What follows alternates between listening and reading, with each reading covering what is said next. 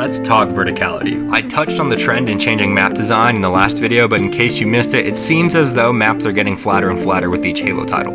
Long gone are the looming overhead catwalks of traditional arena shooters and Halo CE, and rather we're left with the shallow verticality that we see in almost every map in Halo 2 through 4. I'm not gonna tell you that a map absolutely needs this towering verticality in order to succeed, because it doesn't. I've seen quite a few maps that don't host more than this soft height differentiation that we see in Narrows, Pit, Guardian, and I don't think I'm prepared to make a claim so bold as to say what's necessary in map design.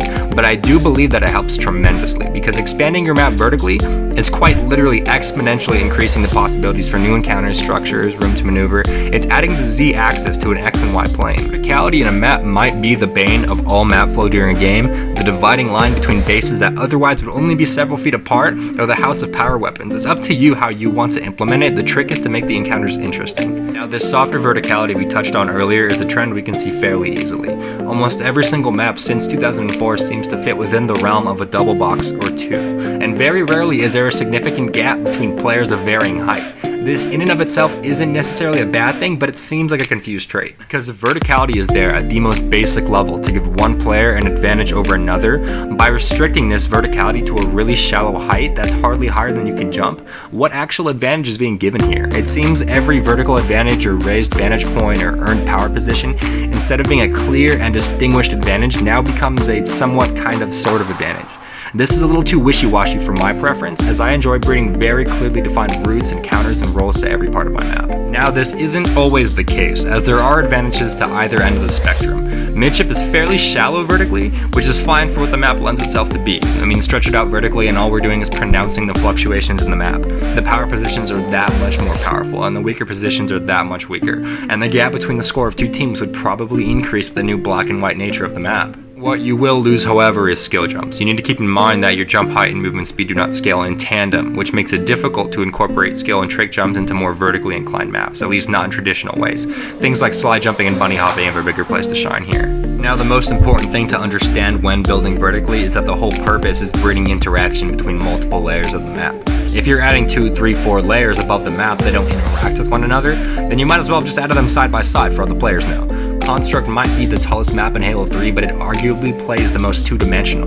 There's no incentive to drop to the middle floor or the basement, and so no one really goes there unless they're dropping down for cover, which means they're gonna lift right back up again. There needs to be interaction between the different layers of the map, just to create interesting angles and gunfights and reason to move. The solution to this is really just to not isolate the different layers of the map. It's simple enough. Here's where it gets tricky and fun. The ways in which you limit or further empower your vertical segments is completely up to you. It's likely that every one of you watching this video is fairly familiar with the standard use of verticality in map design, and by that I mean maps are designed so that players will fight for the high positions of the map because it's more powerful, and then move to weaker weapons to retrieve power weapons or power ups, and then return to the high spots. The high positions of the map is where you want to be.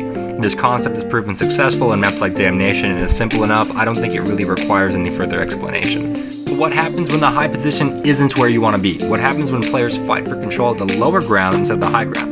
Hang 'em high is a good example of this kind of reverse philosophy where players actively try and avoid the high positions, in this case being the catwalks that zigzag across the center of the map. And while high ground isn't entirely avoided in Hang 'em High, as players still stick to the red and blue bases, walking onto the central catwalks to retrieve the sniper, rocket, or overshield in the middle of a game is more often than not a death sentence. And at low level games, those three weapons might go the entire match without even being picked up. The problem here is that you don't necessarily fight to earn the lower ground, you just go there.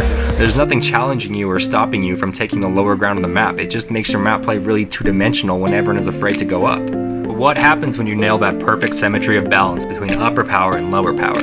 Then you have something interesting on your hands, because everything is situational at that point. The higher ledges might be the place to be in one moment, and the next moment you're being pinged from every direction. This is what we want, because this opens up the entire map for interesting encounters and movement setups, power weapon locations. There's no right place to be, which is nice, because the moment you rid your map of designated power positions, you allow the players to make actual choices and decisions as to where they want to go in a given situation, and not where they should go in every situation. Now the map becomes a game of chess that forces the players to move, outsmart, and adapt the changing pace of the game. It's a very freeing experience, and this is what I believe to be the best form of verticality. How do we achieve this balanced verticality? First, you limit upper power, and second, you create pathing to complement it. I'm going to be using my map Trinity to be explaining several of these concepts, not necessarily because I believe it's the absolute perfect example of verticality in map design, but because I made it, and it's easy for me to explain why I did what I did and provide examples. Limiting the upper power on any map is just a matter of looking at how much power someone has in a certain spot in relation to how able they are to escape harm. So standing over shield and hang 'em high, you have an absolute view of everything. But realistically, the second someone shoots at you from behind cover, you're going to have to drop and you're probably going to die. So it's high power, low escapability, but in this case the power isn't worth the risk most of the time. Now look at S3 on Guardian and Lockout. Both are the strongest respective points on each of the maps, but they also have really high escapability, because anytime you're S3 taking fire, you can just back out to S2 and you're safe. So no one ever really leaves these points. It's high power, high escapability. The highest point on my map Trinity is the furthest back Catwalk and has the most power in the map.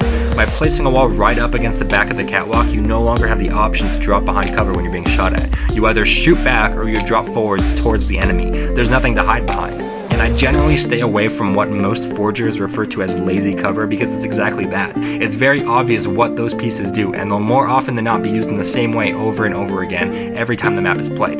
I find the use of map geometry itself to be a more elegant solution. Again, I'm not saying to never place cover anywhere, just be smart about it. And the map geometry itself can be morphed in many ways to get excellent results, even without restricting the higher player by placing a wall behind him. Just by tilting his floor at an incline, you limit their ability to back out of a three-dimensional gunfight just by backpedaling, because the further back they walk, the higher they get, and they no longer vanish out of view. Aside from restricting the power of the higher positions, it's very possible to empower the low points on a map.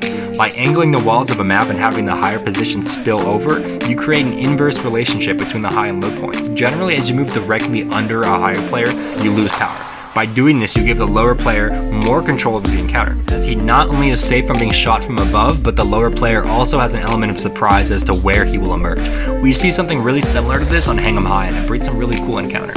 And of course, you have the ability to morph all of these concepts into one and get some pretty neat results, as well as interesting map geometry. Forgers don't typically practice this sort of molding because for the most part, developer maps haven't provided gamers with a good precedent of it for years now. So that's high power, low escapability. Looking at the middle Catwalk on Trinity, I wanted it to be safer than the high Catwalk, but with less power. Being in the center of the map, this Catwalk would normally be more dangerous inherently, as you can be seen from all sides of you as opposed to just from the front. By making the Catwalk suspended on top of a solid wall, players have the choice to drop on either side of the wall when being shot at. This means they have the ability to escape regardless of where they're being shot from. Medium power, medium escapability. Contrast this to midship, where the center point is the strongest on the map. Players can't simply drop off when they're being shot at because there's nothing to drop behind. It's a very punishing spot, and it works great in that context. Realize what you're building for and just tune the map geometry towards it. Then we have the low Catwalk. This Catwalk is the most shallow of all elevation changes on the map, and it provides the least power. But it spans the entire length of Trinity and provides great cover when being shot at from any direction, which means it has low power but high escapability. And on their own, these concepts mean very little, but when put together, you're capable of designing some incredible interactions between different layers of your map. But all of this balancing of upper power means nothing without the proper pathing to complement it, and we'll cover that soon.